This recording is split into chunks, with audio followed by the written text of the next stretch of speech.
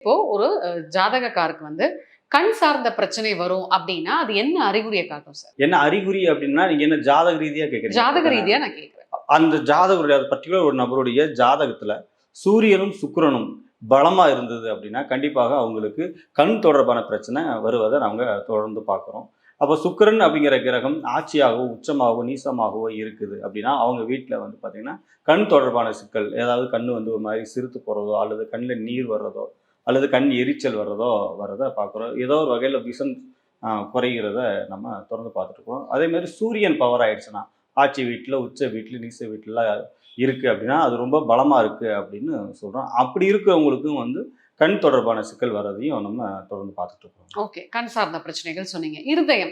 இப்ப சில பேருக்கு மாரடைப்பு வரும். இல்ல ஏதாவது ஹார்ட் சம்மந்தப்பட்ட பிரச்சனைகள் வரும் இல்லையா?